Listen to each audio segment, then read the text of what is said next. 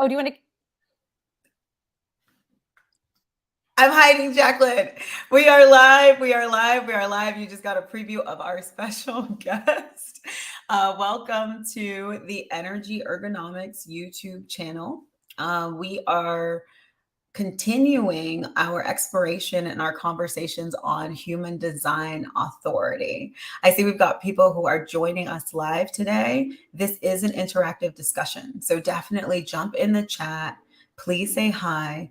Please let us know where you are from. And since we are going to be covering two different authorities, let us know if your heart manifested, if your heart projected, or let us know if you're just here to learn about other people. A big part of this is that, like, getting clarity on the different types of intuition that exist, the different types of action that may come from that, so that we can create a more inclusive and collaborative society collective on a whole. Speaking of collaboration today, I'm bringing up Jaclyn Michelle from Interior Creature. What's so important about this is beyond the fact that y'all are going to get multiple viewpoints of human design, because there are two of us. It is not often that you see two women coming together to collaborate who sell a very similar product. We do very different things. Jaclyn is deep on the shadow work. I really take it to action and then translate it into business from a different angle. But we both are passionate about this space. We both do have group coaching programs. We both have readings. We both have memberships. So definitely check us out from that perspective. And we are coming together in collaboration because we don't believe in competition and we don't want competition in this space. This is such an important space that is continuously evolving. And the more of us that work together, the more perspectives we bring to it, the more beautiful this movement becomes. And so you are now part of this. You are now here with us. I probably should say hi. My name is Mélissa. For those of y'all who don't know me, this channel is super new. So definitely support by liking and subscribing. There's going to be more content. There's going to be more Jaclyn. There's going to be more human design goodies. And I will introduce myself formally later, but the little bit that I will say is that human design changed my life. And it changed my life when I started following my authority. So about 12 months ago, I committed to following my authority at every turn. Jaclyn can attest to the fact that it was very extreme. It was like, I'm going to do it. And no matter what happens, we're doing it. How much I have to spend, what I need to do. So I literally shut down my business, went on a whole spiritual journey. I've up-leveled so many things in my life, repaired a tenuous relationship with my husband. We were going through a rough patch after, well, we're 10 years in. So what was that, like 9 years? And so that has like helped us tremendously. I've learned to set boundaries with my family in big ways. Like I have learned about my ancestry and my origin and the fact that I come from a line of medicine women. And that the way I learned it was so woo-woo and things that were so uncomfortable and that I would have never embraced before. But this twist and turn journey has brought me back to myself. And I've picked up pieces of myself along the way that wouldn't have been possible. And what I'm bringing into the world now is phenomenal. And that all started with learning this one thing in human design that we both believe is the most important thing for you to learn. Because when you know this, it's not that the rest of the chart doesn't matter. The rest of the chart is still extremely useful. Oh, yeah. It's an extremely useful tool. But it means that when you get this, you will stay in alignment. And what I found is that when you're aligned with this, it kind of, for me at least, it unlocks the rest of the chart. It turns into like, oh shit, I got to look into that. The first domino that Yeah, that's a good one. All right. So I'll hand it over to Jaclyn Michelle. And I need to say that Jaclyn is so amazing, right? If you're here and you've checked out other people on human design, oftentimes we see blogs, but we don't know the people behind it. This woman is phenomenal. She will change your life and she will do it in a compassionate way that's also very detailed and very specific, and that actually honors the practice of researching and really getting into a topic before you go out to market with it. And I think that is relevant in a big way because a lot of people don't go deep, and Jaclyn goes deep. So you know that when you're working with her, you're getting all of her and all that she knows of human design. And what's fun is she keeps leveling up and leveling up and leveling up and leveling up. And so we're on this journey together, and we're so excited that you're here with us. And I'm going to stop and let you introduce yourself, Jaclyn. And definitely, if you can hear our voice, let us know you can hear us. Let us know our audio is working. Say hi in the comments and let us know, again, where you're joining us from. There will be 2 opportunities for Q&A, one after Jaclyn speaks and one after I give you some thoughts on how to activate your authority later. Cool. Yay. Well, I will share my screen. I'm still learning how to take compliments. So if I had weird faces as we were, that's something I'm working on personally with my own design. So here we go. Let me go ahead and share my screen. So I'm going to take just a couple minutes and introduce myself, and then I'm going to dive really deep into my special happy nerdy place, which is going into the details for what is heart manifested authority, what's heart projected authority, what does it feel like in your body, how are you going to experience it? But also I want to just introduce myself first. So as Mélissa said, my name is Jaclyn Michelle. I started building Interior Creature, my website, in 2018. When I first came to human design, very kind of similar to Mélissa, I had left a corporate situation that had basically eaten my life. I know, like, people talk about like their job kind of swallowing their entire identity. Like, that was me and me for years. I basically lost touch with who I was outside of what I did for other people. And I've always been into the metaphysical, the spiritual, the esoteric. I was that kid in the library, like sneaking books on like astrology and astro projection, like under my Sweet Valley High. So like people wouldn't, like, I thought I was really slick. My mom was like, no, we know. But I've always been into kind of this space. And when I left to corporate, I was looking for a tool that would help me again come home to myself. And human design was recommended to me. And once I went down the rabbit hole and saw how insanely powerful this was, one of the things I also noticed was at the time there weren't a lot of people in the space, at least publicly on the internet, like sharing what they knew. And if they were, it felt very out of reach. It felt very just the language that was being used didn't feel very inviting. It didn't feel very accessible. So I wanted to build the resource that I wish I had when I was starting. So that's where Interior Creature comes from. And if you go to my website at the top, you'll see there's 2 different blogs. Both of them have ridiculous amounts of information that I've compiled over the years of just like giving you resources to hack your own human design chart and start kind of the deep work of deconditioning and uncovering yourself. And there's about 20 to 30,000 folks a month who just come to my website to decode their chart for free. In 2018, I also started giving readings. I kind of got pushed out of the nest to do that, but it's been like my singular joy. And I literally, like, I've given about 2,000, a little over 2,000 since then. But lately, what also has been giving me a lot of pleasure, a lot of joy as a sacral generator has been expanding my offerings. So I still do readings, and I do them at 3 different entry points because I want to meet you where you are on your human design journey. I know that some people come to me and they're literally they just heard what it was. They're not sure if it's different than Myers-Briggs. Maybe they're a little astro curious. And I kind of lay out the whole, like, let me introduce it to you.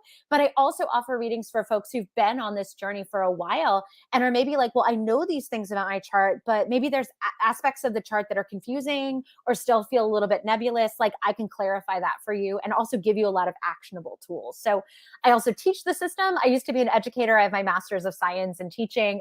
So I have classes that you can utilize to learn the system of human design. And then I've built 2 communities. One's called Catalyst and one is called the Karmic Studies Elevator. In the Karmic Studies Elevator, that's where we do that shadow work that Mélissa mentioned. We really focus on the deconditioning process, and we use just wisdom from astrology, from human design, from the gene keys to really go through each one of our placements and get back in alignment with like the higher aspects of that energy, and but also while accepting all the vibrations that energy can have. And then I just launched Catalyst, which is a community for spiritual seekers. And I'm sure that'll come up later. And if you're just wondering, like, who is this person that's talking to me? I'm a generator with sacral authority. I have a overwhelmingly open chart. So if we've got manifestors and projectors here today who have that predominant openness in their chart, I know not every projector, not every manifestor does. That's something I can absolutely relate to. And my nerdiness comes from me being a 1-3. right across the Garden of Eden. Anyway, and last little thing about me before we get into the content, in case you hear any snorts, grumbles, barks, yips in the background, my other passion beyond human design is rescue, animal rescue. I have 3 amazing rescue dogs. They're all in various stages of slumber around my apartment right now, but just in case UPS decides to deliver early today and you hear some, kerfluffle in the background, it's my lovely dogs. But let us talk. Oh, we're not talking about splenic. It moved up in the presentation. Let's go back. There we go. Let's talk about heart manifested authority. Okay, so we're going to talk about heart manifested first. Then we're going to talk about heart projected authority, what it is, what it means, what it feels like. So one of the first kind of premises of human design that you want to I want to just frame for you here is we want to try to get out of our brain and get into our body. And I think that's something that most of us, a lot of us, especially, growing up here in the States for me, like I was raised by a professor and an accountant. And when I was a child, when I was given information about how to make decisions, how to process things, it was always given to me as a very much like make a pros and cons list or rationalize it, talk to someone, use someone as a sounding board. Like all of the like advice and counsel I was given was very intellectually, rational, intellectual, logical, right?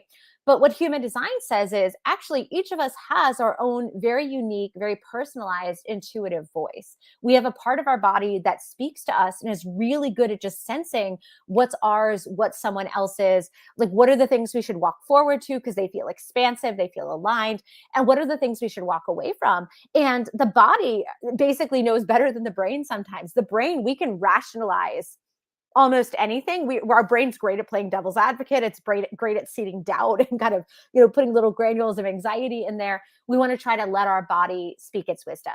And that's incredibly true today for this heart manifested authority. So if you have heart manifested authority in your chart, you also may have seen it referred to as ego manifested or will manifested. Again, every software uses sometimes slightly different terminology for the different centers in the body.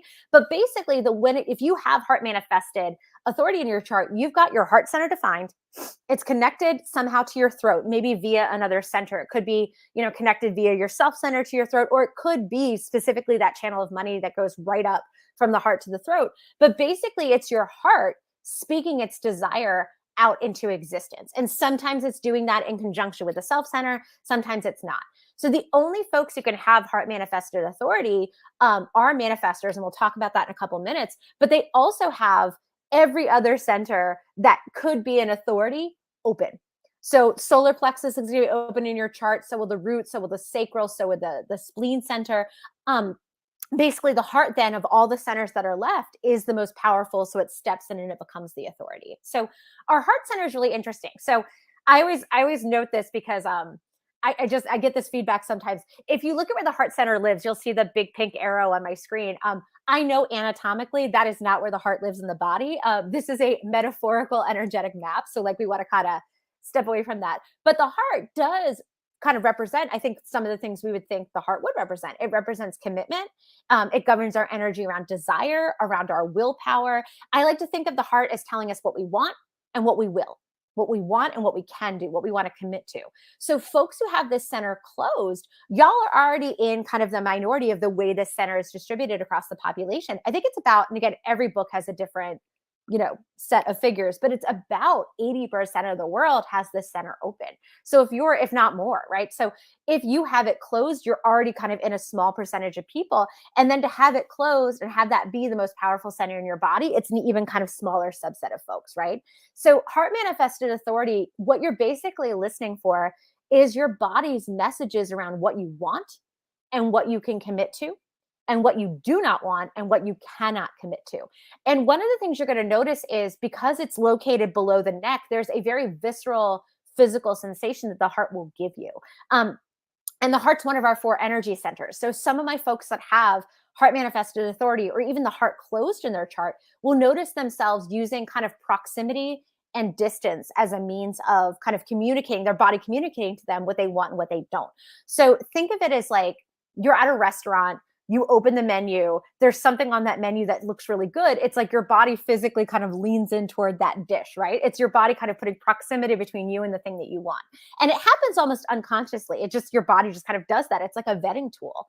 And if it's something that you don't want, if it's something that does not feel good, the body typically uses distance. It's like when you see there's an omelet on that menu that has cilantro and wasabi in the same dish, and you're like, why would you put those tastes together? Like, that is the heart kind of saying, I do not want, I cannot commit to eating that, right?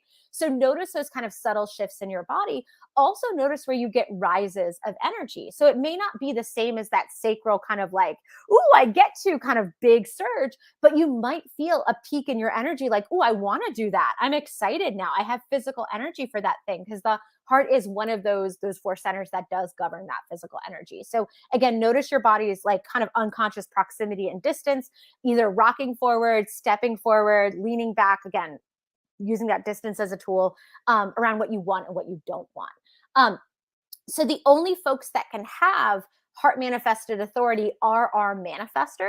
And remember, manifestors have this strategy of informing. They're the initiators in human design. They're the instigators. They're the folks that get these ideas, these impulses. They're very spontaneous, and they just start walking toward the thing.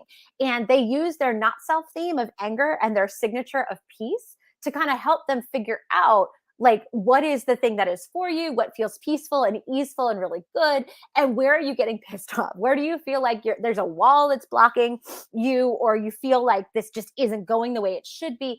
Anger, resistance is your body's way of letting you know it's time to pivot. And because your sacral center is open, as a manifester, that's a lot easier for you than it is for any of the other types in human design, beyond maybe projectors and reflectors. The vast majority of folks who fall into that generator man-gen category really struggle sometimes to pivot very quickly. But manifestors can do that. So we want to think about, when we're thinking about heart manifested authority, we want to think about how it works with this idea of informing as a decision-making strategy. So who can have our heart manifested authority or ego manifested authority? Only manifestors. And it's something you're going to use for both big and small decisions. So as I mentioned before, it can present in two ways. It can either be the heart connected to the throat, and that's it. That's the only two. Maybe your head and your mind are defined, but remember, the head and the mind don't make decisions. They're not part of that. So it's the throat and the heart. Or sometimes it's the throat, the self, and the heart connected to each other in some way. So what you listen to make your decision is going to be really governed by the heart, because it's the most powerful. But if you also have your self center closed, I would invite you to stay around and listen to the heart projected authority, because there might be parts of that that also resonate with you as well, because your self is saying, hey, this feels like me, this doesn't, in conjunction with your heart going, I have energy for this, I don't.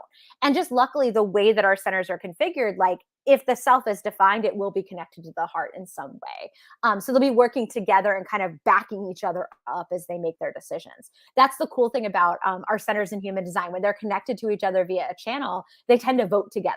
So it's not like the self is going to be like, oh, this doesn't feel like me, and the heart's like, but I want it. Like, if they're connected to each other, as they normally are for heart manifested authority, they're going to be speaking to you with one voice. It's going to both feel like you, and it's going to feel like something you can commit to and that you want. So manifestors, while you're doing whatever the thing is you're doing, you're interviewing for a job, you're on a first date, you're shopping and deciding if you want to buy that shirt, you're checking in with yourself as you're doing the thing, and you're looking for your sensations of desire, your sensations of commitment, like, and keep asking yourself, is this something I want? Can I commit to it? How does it feel in my body? Are you leaning in toward the thing? Do you find that you're using proximity and distance? And again, it's basically your body speaking your desire into existence through that bridge that is your throat center. In human design, we think of the throat as the seat of manifestation, because it's literally where our thoughts go to become words, to become actions, where all of our desires, sensations, impulses go to become words, to become actions. And the heart being that source of desire, it being tapped into the throat, you're speaking your desire into existence. So really getting a sense of, what does desire feel like to me? Like, how does my body talk to me when it tells me I want, or it tells me I'm excited, I can commit, versus, oh, I don't want, or I can't commit, right? So being really in touch with what that feels like in your body is going to be really important.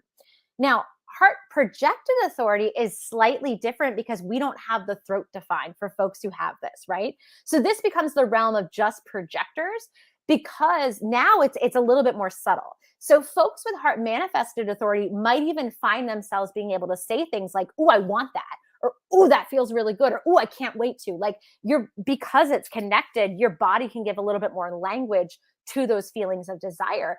For projectors that have heart projected authority, it can be really difficult because it's just the heart and the self in conversation by themselves.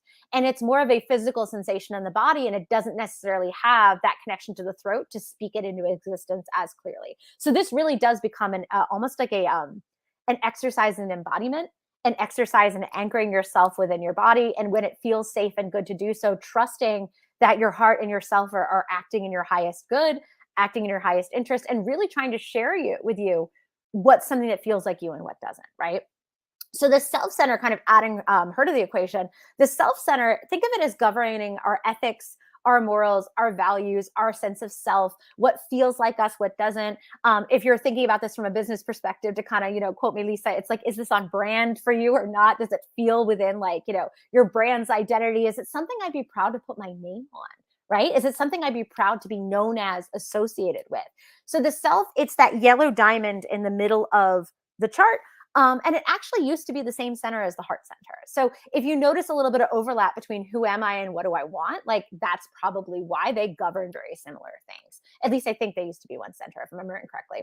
Anyway, the heart, so the heart speaks with like distance and proximity. The self speaks with expansion and contraction. So a lot of my clients who have this defined will literally tell me that when something feels like them, it feels like a rising of energy in the chest. It feels like an expansion in the chest of like, ooh, this feels like me. Like, oh, this is something I want to put my name on. I used to be an elementary school teacher. So I always think about my littles when they got like an A on the test and they wanted to show mom, and they'd run up to them in the schoolyard. They're like, look, and you could just see the expansion, the smile, the like, I want you to know this is me. Like that kind of feeling. That's that self-center, right? And if something doesn't feel like you, the body tends to speak with a language of contraction and discomfort. You almost feel like you're shrinking away. And again, it's another kind of distance, but you might feel it more centrally located in the chest of your body, basically saying, "Ooh, don't put my name on that. I don't want to be known with that thing."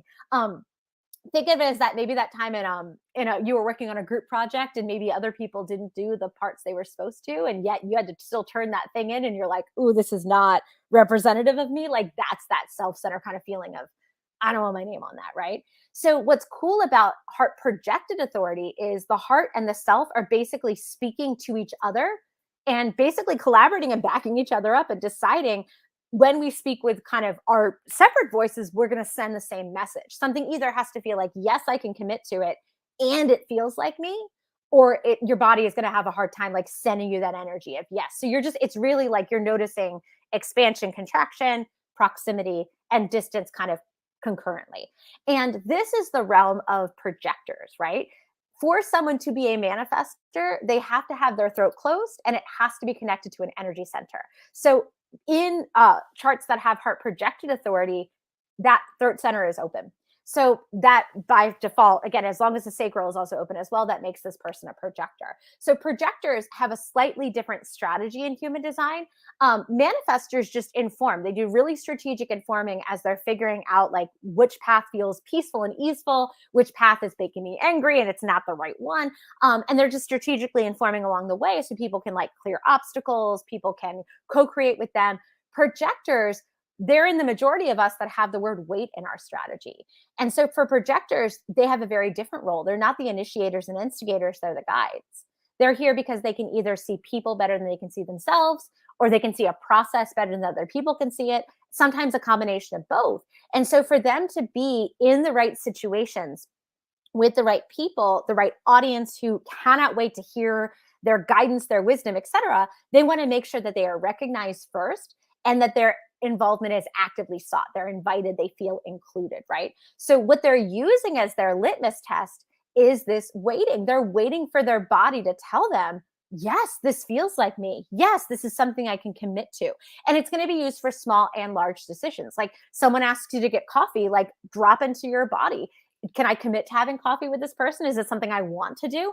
And am I going to be, I know this sounds kind of I don't mean for it to sound judgmental, but is this somebody that I want to be seen out with in person? Like, is this somebody that I want to be associated with? Right. So it's the heart and the self basically collaborating together, and they're being that decision maker and using, again, that language of expansion and contraction. And what's challenging is, for this authority specifically, is because it's not connected to the throat, it may not speak as loudly or use words as easily as folks who maybe have that heart manifested. So it really is like dropping into your body. I have told projectors with this authority, sometimes it's helpful to put a hand on your chest. Sometimes it's helpful to just like note your body language as you're, hearing the opportunity. Like, how is your body like basically reacting before you have a chance to analyze it, think about it, like process it in that way. You also might want to sit with it though, because everyone's a little bit different. I know personally, I was sharing yesterday, I have a history of trauma. I'm a survivor of sexual violence. When I was first coming to human design and even feeling into my own centers that are closed, I wasn't used to being in my body. I was very used to suppressing, rejecting, ignoring, like pretending it wasn't there. It wasn't working out for me though. And it took a while for me, for basically my nervous system to kind of regulate enough where I was able to kind of drop in and say, what is my body trying to tell me? And it felt safe to listen to it. So that's another thing to kind of think about with that self center and that heart center being closed. If you're feeling like a lot of my clients have shared with me that they have a harder time sometimes pinning down what this actually feels like in their body, sometimes it helps to sit with it a little bit. Literally get by yourself, put a hand on your chest, like, and wait, feel, do I feel like I'm, say it was a job opportunity. Do I feel like I am seen, heard, valued, included by these people? And I'd be proud to introduce them as my coworkers. I'd be super excited to like put my name on this project. Is this something I can commit to? Is this something I feel really excited about? Is this something I am like, oh, I want this title. I want to work on this team. Or, and again, you'll notice yourself leaning forward, you'll notice yourself expanding. Or is it something where you're like, I don't know that I want that title, that it just doesn't feel like me, or I don't know if I can commit to those hours or those responsibilities. Again, you're kind of like looking and you're measuring both. And again, the heart is technically the stronger of the centers, but I always kind of tell people like, you're not broken if you feel your self-center louder, or not at all. Like everybody's I guess, embodiment with feeling their centers is a journey. It's a continuum. I remember sharing with Mélissa when I first came to human design, I read about all the ways the sacral is supposed to talk to you because that's my authority. And I literally was like, I must be dead inside. I don't feel that. So if you're in that part of your journey where you're like, I'm not feeling these yet, like we're going to talk about different exercises and things you can do to drop back into your body, to start kind of noticing on lower stakes things where you feel that commitment, that desire, where you feel that expansion, that identification, and where you don't. And then again, advocating for that as you kind of walk forward. So I'm going to pause here and I'm going to stop sharing my screen, and we're going to pause and we're going to take some questions from y'all. It's hard. And I see Lisa has one right at the top. So I don't know if you want to moderate, go ahead. I was just jumping. We already covered that. So yeah, we did. Covered that first question for Lisa. You already hit it, which was around heart projected authority being the same as ego authority. Oh yeah. Welcome, Lisa. We see that you're Hi, a ego heart manifester. Oh yeah. That. And I love, so Lisa, let us know if you have any questions. But now that we also have like the 1-3 involved and things like that, any thoughts on that, Jaclyn Michelle? Oh. As a 1-3, yes, I'm a 1-3. I always joke that I'm the nerd that also needs to like get into the test kitchen. Like I can't just read all the cookbooks, although I'm going to. I need to crack some eggs at the same time to like learn how to metaphorically cook. So yeah, that it's interesting. I think what was hard for me as the one, like every resource tends to call things something different. So you go to run your chart and you're like, oh, this says heart manifested. And then you go somewhere else and it says, this says ego manifested. And then this says, will manifest. Like it's like tomato. They're just calling it different things, right? I wish we'd have like a common language, but we can speak multiple dialects of human design. I love that. And I think what's interesting about that is like with the whole manifester thing, depending on how deep you get into the one, it can get a little difficult sometimes to just go when you're ready to go and you're like actually feel into your body and be like, I can actually make these moves just based on my guidance, just based on my intuition. And I don't need to go down a rabbit hole of research Because the one feels like I don't know enough yet. Like I need to know everything. So there's always this little tension. Yeah. Sorry, I cut you off. And so no, but that was kind of what I noticed. Like right off the bat when I saw that, Lisa, I was like, ooh, I could see how depending on how you're sitting in your profile and kind of playing with those things, that could just be a little bit of a it doesn't have to be a hurdle, but it could be a little bit of resistance depending on how you're living it. So definitely let us know if you have any questions. I know we have a couple people online. As they come in, we will take them. But in the meantime, I wanted Jaclyn to talk about Catalyst really quick. Ooh, I will in a second. One thing that I just popped up as we were talking. Yeah. So one of the there's going to be a really cool opportunity to play with that idea of like trying something new that maybe you're not super familiar with the transits that are coming up. So if you pop over to my Instagram account, I just posted this morning your guide to Mars retrograde, and it walks you through, and they're all action-oriented throat center gates. So as a manifester, like you may have some of these activated. So when a planet goes retrograde, I guess the vibe is like slow down, revisit, review, revise, etc. And it's going through some of our gates 16 and 35 over the next couple months, which are all about what am I experimenting with? How am I, what happens when I fail for the first time, which are all themes that as threes, we need to kind of get used to kind of learning through failure and learning through like bumping up against things. So anyway, I think that might be an interesting post to flag, because those are some things that are going to come up right as we transition from 2022 to 2023. And if you're not already following Jaclyn, so these handles are our Instagram handles. So she's at Interior Creature. I'm at Curly Executive. She's been recently posting content pretty much for like every major transit that's coming up, like month to month at least. And so the content is week to week, but she'll post them every month. So definitely click on in because there's gold in that. And that is your shadow work practice. That is what you need, and it's free, and she's made it accessible, and it's online, and anybody can get it. So definitely jump on that because it's a great resource. Do you want to quickly tell them about Catalyst before we jump action around absolutely our projected and heart manifested? Yeah. So Catalyst is my new community. It's there's actually two kind of wings of Catalyst. There's Catalyst Spark for folks who are just kind of having their spiritual awakening or getting into kind of the woo-woo metaphysical esoteric. I know, like I shared, I was that kid hiding the library books. Like it can feel a little bit lonely when you first kind of stumble upon this path and you want to explore, but you're not sure how to talk about it or who to talk about it with or what modalities even speak to you. So that's what Catalyst Spark is for. Is to kind of explore in community in an open-minded, curious, safe space where we're, digging into human design. We're learning the basics of astrology. We're digging into tarot, like all these kind of metaphysical, esoteric, spiritual practices with just the spirit of curiosity and kind of that beginner's mentality.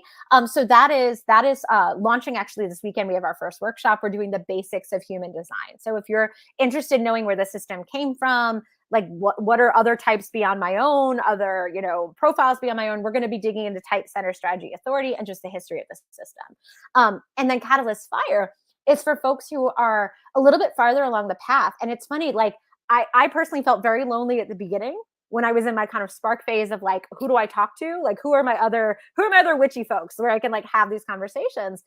Catalyst Fire is basically your virtual coven. It's other folks who are a little bit farther down the path who want to have deeper, more nuanced conversations with just folks who are kind of parallel in that journey. So we're going to be, instead of doing like a birth chart basics, our first workshop is going to be how do you use your human design chart to do shadow work? Like assuming people are already kind of familiar with that modality.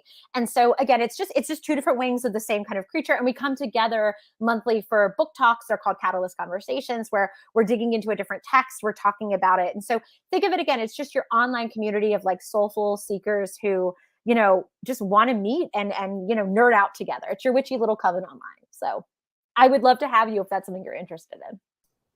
Yes, and I'll see you there if you end up. Yeah.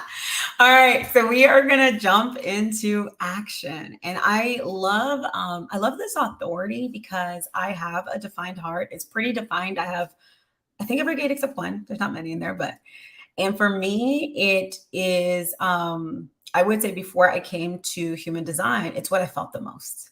So for me, my heart really rules and I do feel it. And sometimes my sacral has to check my heart, and usually on timing because they are aligned, but it's just like, it's not the time for that yet, sweetie. I know your heart is being called to it. And so I loved kind of going through this, and it even brought me different revelations of where I was in misalignment and what that felt like. And it is not fun when you are out of alignment. And so if this is your authority, we are going to be, or I'm going to be launching different sets of guides. And so we have been previewing this over the last couple of days. So for my splenic authority people and our emotional authority, we previewed the back end of woofulness.com. Everyone who is registered is going to get a dedicated guide free for their authority. And so I'll show you what that looks like if this allows me to share my screen. This is the one that we showed off for splenic. And essentially, we're going to give you this guide. It'll have the replay in it, so you can always come back to this content. And it's going to go through 3 stages: feel, heal, and flow. And it'll give you all sorts of details. And you know what's fun? These are actually the first 2. Some of them repeat because some of them are relevant to all authorities. And so these are actually the first 2 that are also still relevant to heart manifested and heart projected. And so the first one being practice presence. Right? Presence is so important. We need to feel your body. So much of this is about dropping into your body. When it comes to my heart center, right? I don't have the same authority, but one of the things I was telling with Jaclyn is I'll feel that call, that pull in my heart. And then very quickly, right after that, my mind engages with all the reasons why I shouldn't want the thing that I want, or all the reasons why I maybe should wait, right? And so these are some of the kind of basic presence things. Like, we really need to learn how it feels to be relaxed in our body, how it feels to actually be calm when we understand the difference between noise in our mind versus, using that as guidance, and getting to balance. So meditation, yoga, qigong, dance. But what I really want to show you here, and I did make another framework for you, is I made frameworks for each authority. For the people who are comfortable with feeling into their heart, then ACT still works really well. ACT can be a framework for heart projected and heart manifested, which is acknowledge this inner knowing. And then you may need to communicate these decisions. If you need to, and this is because we live in a world where we have to interact with people. So even if that's just informing, right? We have to inform. Sometimes we need to communicate them because they're going to affect other people, right? But that doesn't mean we're going to change what we're going to do. But that communication is valuable. And then take action and transmute any funky frequencies if necessary. I like to say that for these authority types because they're not as easy to explain and to describe to other people. Now, I'm about to tell you all the other goodies that are going to be in here. And again, as long as you've registered for email, you will get them. But within heart, I realized that a lot of people struggle, initially at least, to feel their heart's desires. That can be subtle. For me, they're at the point where it feels like a pull. It feels like I'm magnetized to something. And so I kind of laugh because I'll get to the point where I'm like, okay, I'll get to the point where I think, okay, I know this is coming for me. I was doing some tech things because I realized I hadn't removed you from the stream, Jaclyn. So I'm sorry about that. But I was like, it didn't look like you were there on my end because you so graciously turned your camera off. But you're good now. So for me, it will feel like, oh shit, I know I want that. That's coming later. And I can now be like, okay, I feel called to this. I feel magnetized to this. So later it can really be a strong pull when you learn to tap into it and when you get really in tuned with it. And that's the beauty of learning your authority over time. But if it doesn't feel like that, I'm going to give you a different acronym, a different framework, and know that every bit of this will be written down. You will get it via email by next week, and you'll have this beautiful guide that you can play with. But heart is going to be your acronym. We made it easy to understand. Heart. Hear your heart. The H in heart is hear your heart desires, right? We need to learn to listen to our heart. We need to learn our method of checking in with that. And I'm going to give you some different ways that we can explore that. The E is the external, right? Though I know what I'm doing and what I want, and I'm going to go for it, there may be some communication with others that might be my inform. Just make sure whatever that communication is, it aligns with your strategy. And this is where we don't let it override, which is where the A of heart comes in, accepting self.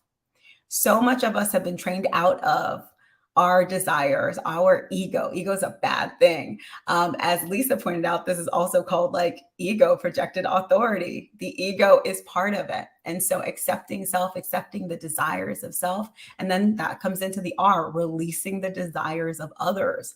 That gut check of, am I committing this energy towards something I truly desire? Or is it something that somebody else is desiring or may want, right? And then finally, the T in heart is take action, okay? And so this is if we are shaking. If we're shaking, then again, we hear that heart.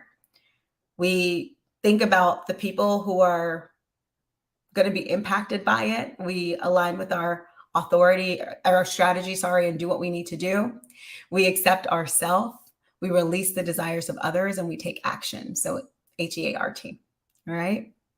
So then we've got different activities that we can play with to see how we feel. One of the things I love to do is my inventory of promises. Am I keeping my promises to myself?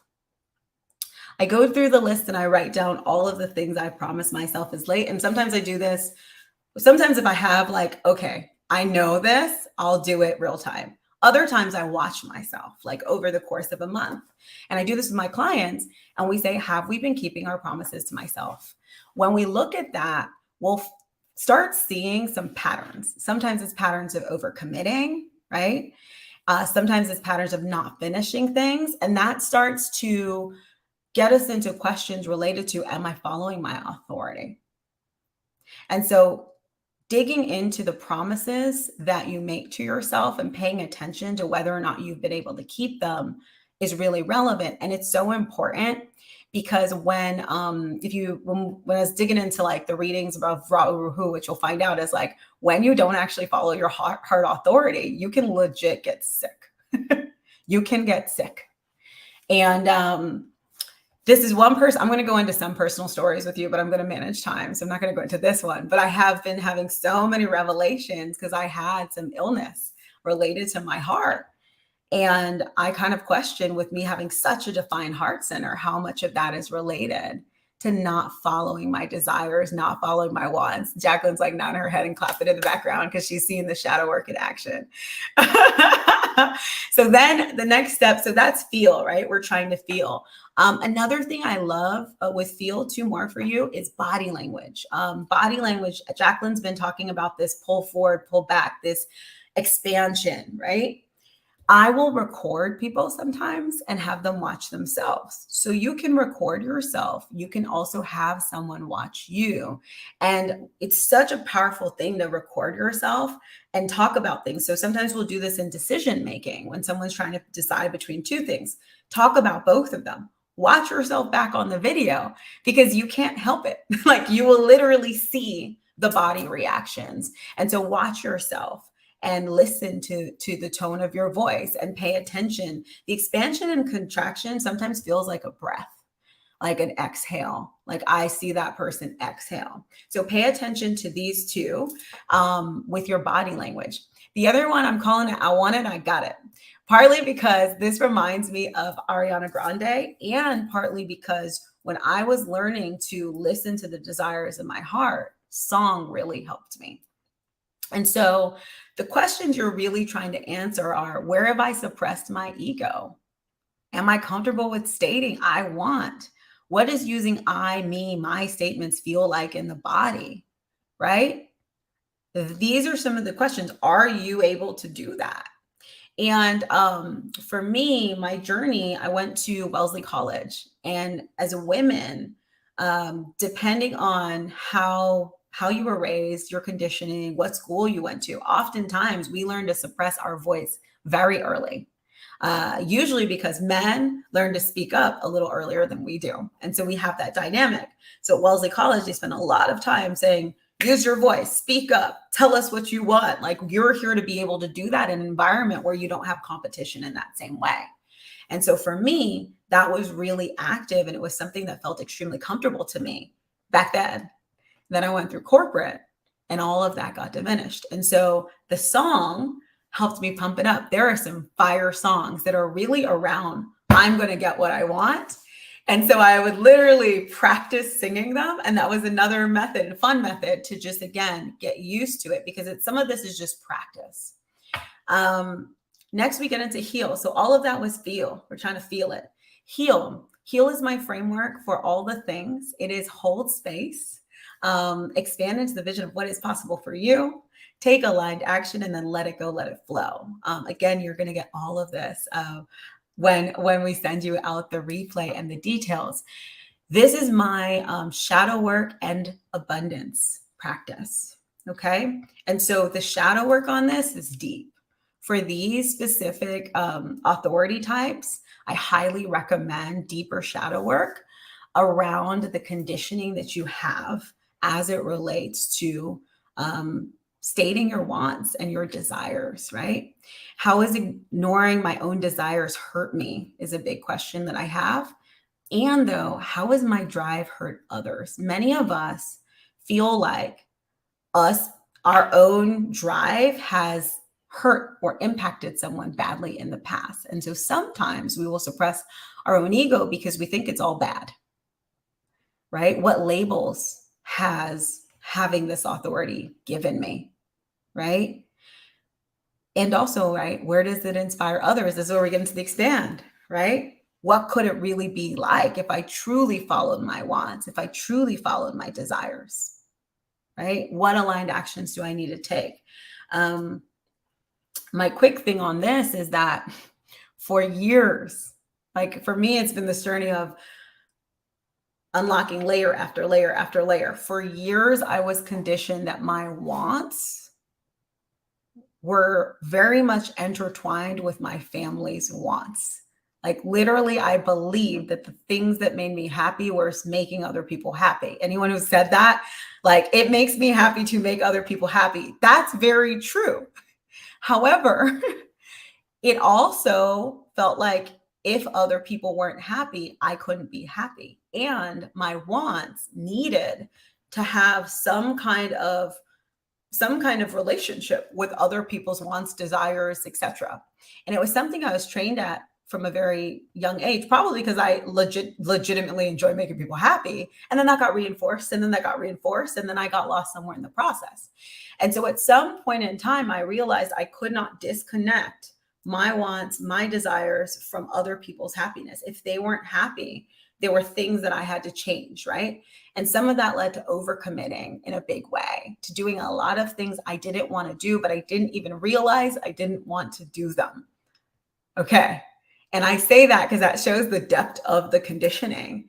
And through shadow work, through continuously following my authority, through a bunch of woo-woo stuff, through implementing woofulness, woo-woo plus mindfulness practices, I've become more and more aware of this and been able to release that. And so as it relates to matters of the heart in general, where we're talking about heart chakra, heart authority, I highly recommend some kind of shadow work practice.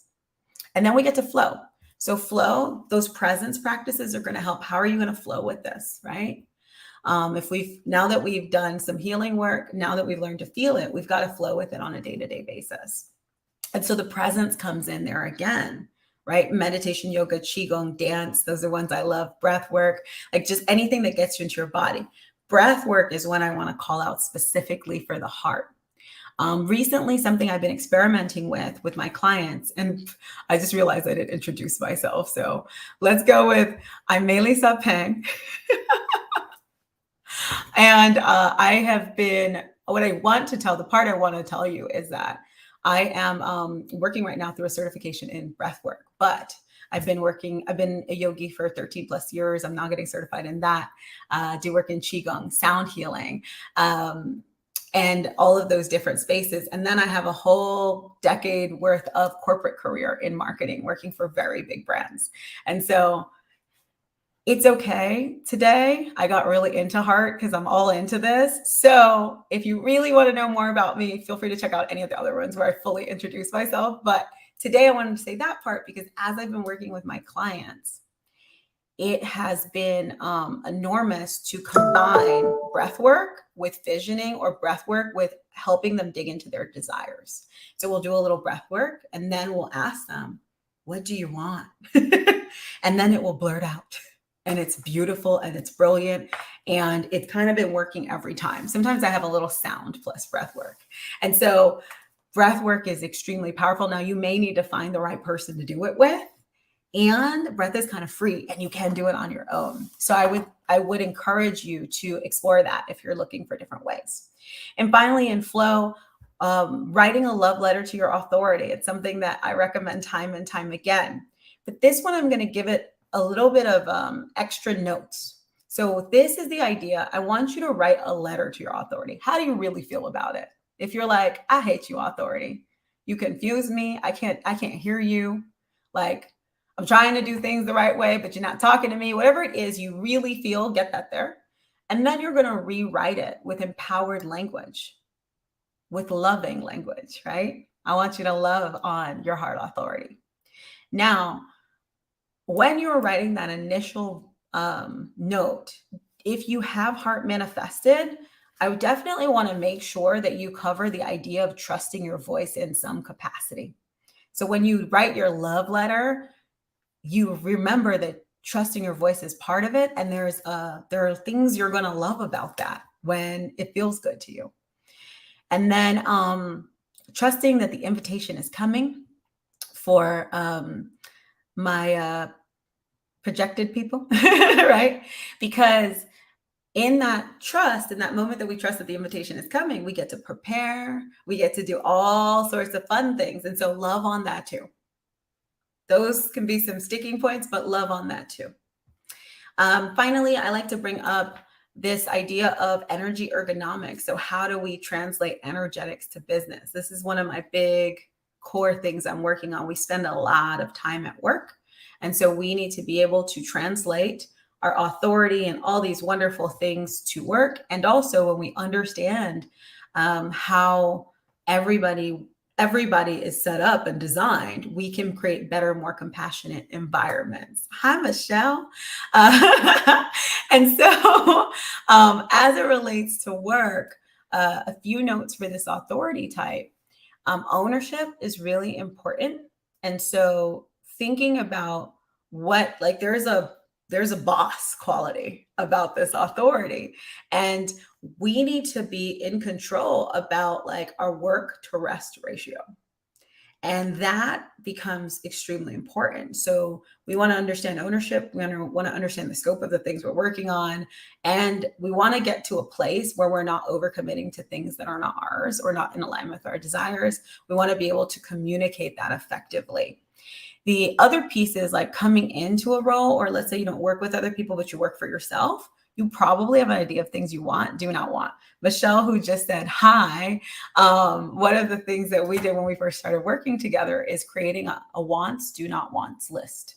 So it's really important to kind of start establishing that. It's something I like to do every quarter. And though the wants will change moment to moment, remember that part. Having an established list, especially your do not wants, is really helpful up front.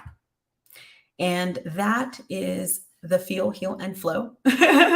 We still have some folks in the audience. If you have any questions about anything I just said, because that was a lot, feel free to type them in the chat. And then also know that if you have gone through the formal registration process, we know some people are coming in via email, some people are coming in just off of YouTube.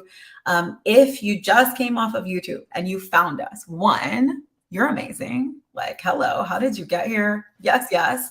And then also you can head to woofulness.com/authority. And even though this is a past event, you can retroactively register. You will get the beautiful guide. You'll get some goodies from Jaclyn as well. And you'll get to start this amazing relationship and this journey with your authority with two really fun friends who are happy to nerd out and help you in any way that we can.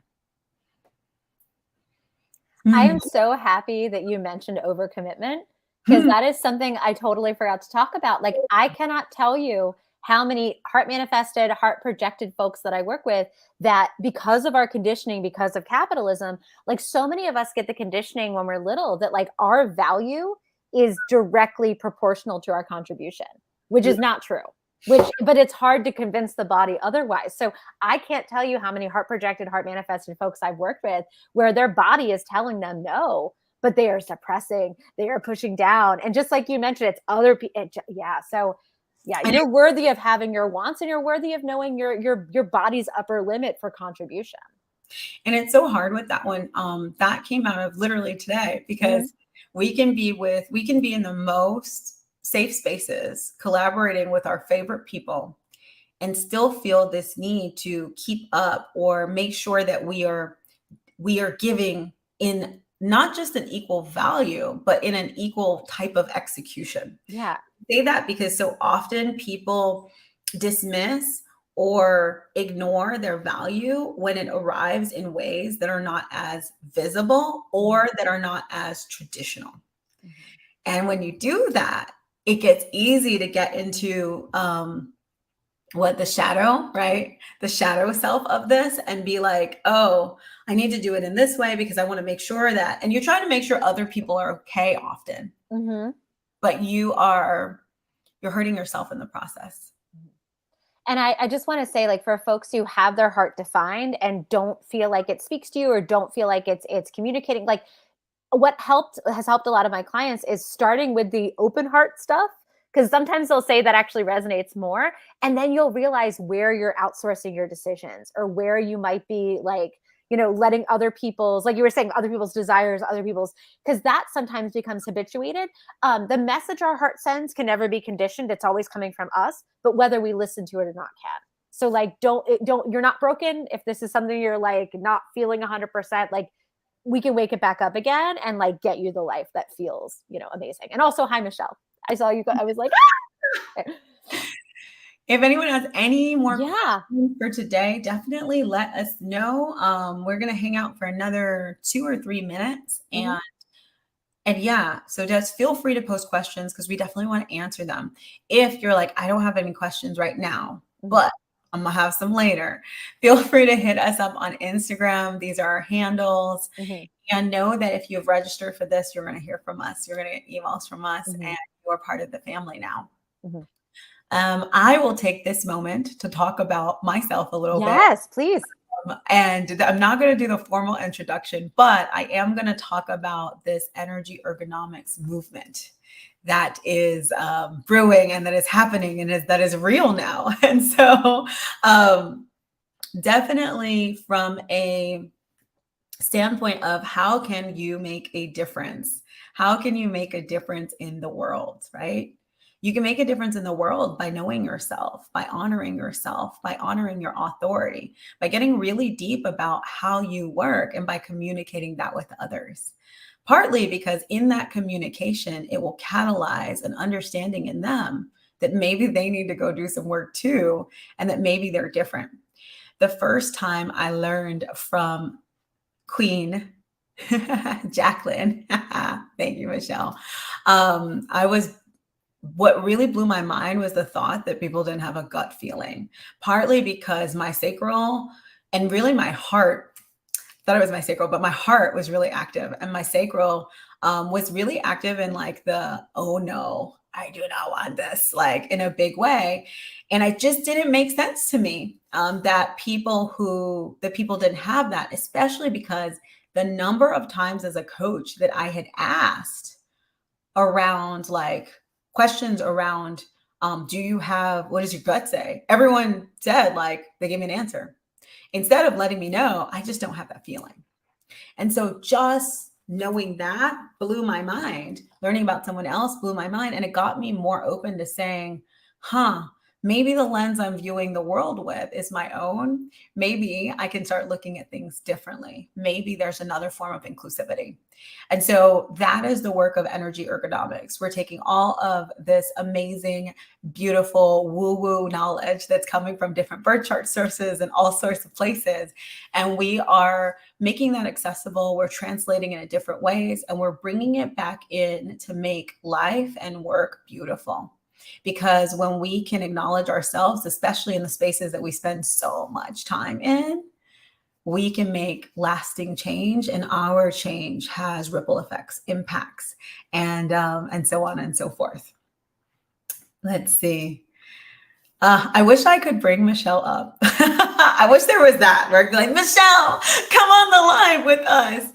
Only because Michelle, she says, my thoughts about helping the world have definitely changed since I was shown my design. I honor how I need to show up for others to save myself. And it's, if y'all could meet Michelle and could meet the Michelle of a year ago, Michelle is a completely different human. Michelle, I just saw this, what was this Instagram post where you pulled over to the side of the street and was talking about how happy you were and just how grateful you were and how everybody's beautiful and all this stuff. And it was so fun because that level of understanding, love, compassion, that's what human design can give you. I'm going to bring you back up, Jaclyn, in a big way, because you can start to just love yourself, honor yourself, and then also for the funky parts, like if you have parts of yourself, and I know I love Michelle, so I'm going to use her. Michelle's got a spicy side, right? The gate of provocation is real, right? She's got a spicy side, and it's there for a very important reason, right? It brings about change. It brings about clarity, like it brings about innovation. But that is not something that is readily talked about and always honored. And so when you learn why and how all of these pieces add up to your purpose, you're unstoppable. And then you are contagious. And that is amazing.